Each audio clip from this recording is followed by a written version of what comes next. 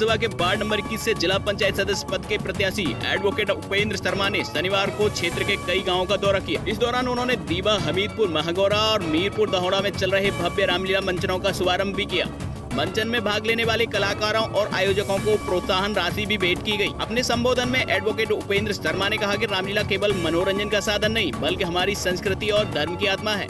उन्होंने कहा कि उन्हें किसी भौतिक सुख सुविधा की जरूरत नहीं है, बस जनता का आशीर्वाद है उनके लिए सबसे बड़ी ताकत है। एडवोकेट शर्मा ने भरोसा दिलाया कि जनता का साथ मिलने पर अपने क्षेत्र के हर गांव और वार्ड के विकास की नई रोशनी फैलाई जाएगी। सड़क, बिजली, पानी, शिक्षा और स्वास्थ्य जैसी मूलभूत सुविधाओं का प्राथमिकता दी जाएगी।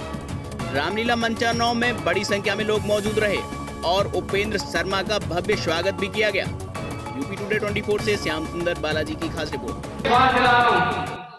यदि आप सबके आशीर्वाद से मुझे मौका मिला और यदि मैं जिला पंचायत सदस्य बना तो वो जो हाजमोला की जो गोली होगी ना, वो हाजमोला की गोली देने वालों की जेब में होगी और उसकी कंडीशन पे इस वार्ड का विकास होगा। यदि वो वार्ड का विकास नहीं करेंगे तो हाजमोला की गोली देने भी मैं उनके दरवाजे पर नहीं जाऊंगा। हाजमोला की गोली का मतलब आप समझ गए होंगे, मेरा जमीन किसी की चौखट पे बिकाऊ नहीं है।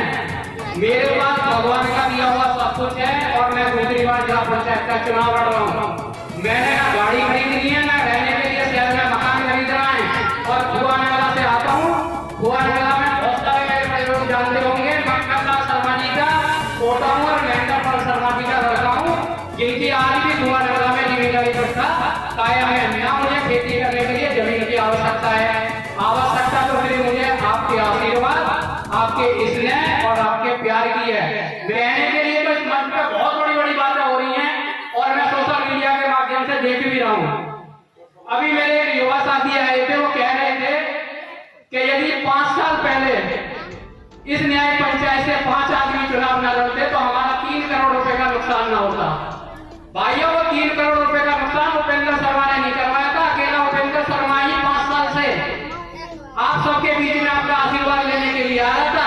वो 4 आदमी तो 2 महीने पहले ही चुनाव से पहले निकल के आए। तो कोई आदमी ये न समझे कि मैं इस ग्राम पंचायत से या इस न्याय पंचायत से या इस वार्ड से अकेला लड़ रहा हूँ। पता नहीं कितने भाई लड़ेंगे। चुनाव उसी को लड़ना चाहिए जो बाद में आपके बीच में आके ये न कहे कि भाई मुझे तो आपके गांव ने वोट नहीं दी थी, आप मुझे वोट दो या न दो, लेकिन आप अपना आशीर्वाद, प्यार और स्नेह बनाए रखो।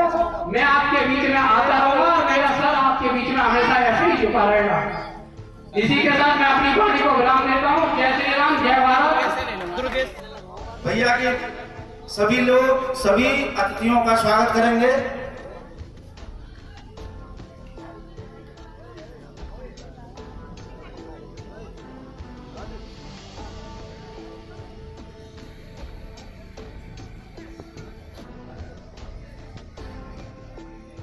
मानंदर हमारे बड़े भाई नरेंद्र कौशल जी, श्याम सुंदर बालाजी भाई मीडिया प्रभारी हैं, हमारे मीडिया से हैं, इनका स्वागत आप लोग करें।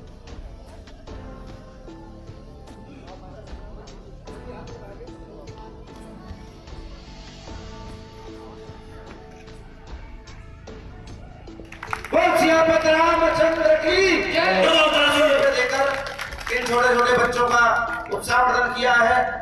मैं उनसे निवेदन करूंगा कि हमारी रामलीला कमेटी, वो सभी भाई जो मेरे साथ कनेक्ट थे लंबे अरसे से, मैं सभी का नाम तो नहीं लेना चाहता। कुछ भाई तो ऐसे थे कि जिनकी वजह से मुझे मीरपुरा जानता है, लेकिन पुनः यदि किसी भी तरीके का आपसी कोई मतभेद और भाईचारा है, ये चौधरियों का काम है और हमेशा ब्राह्मण चौधरियों के दम पे ही शासन करते आए हैं। यदि इस गांव के चौधरी, मैं एक बहुत छोटे से गांव से आता हूं, वैसे मेरी ग्राम पंचायत तो बहुत बड़ी है लेकिन मेरा गांव बहुत छोटा सा है जिसको भुआनगला कहते हैं, लेकिन ग्राम पंचायत महगौरा है जो इस शायद मेरे हिसाब से तहसील में भी सबसे बड़ा गांव है। लेकिन मुझे खुद बहुत दिन ये महसूस हुआ कि शायद हो सकता था कि मैं कहीं चुनाव जीत जाता। जीतने का और हारने का कारण ये नहीं था कि हम एक न्याय पंचायत से 5 आदमी लड़े थे। मुझे खुद महसूस हुआ कि मैं उन 5 आदमियों में जो मैंने 5 साल प्रयास करा, उसको लास्ट टाइम पे आके कहीं ना कहीं उसको आके मैंने अपने आप ये सोच लिया कि अब तो मैं हार ही जाऊंगा, क्योंकि 5-5 आदमी लड़ रहे हैं और मैंने अपने भाइयों के साथ जो कनेक्टिविटी थी, यानी जो भाईचारा था, उसको पुनः मैं किसी भी तरीके से बचाने में असमर्थ रहा।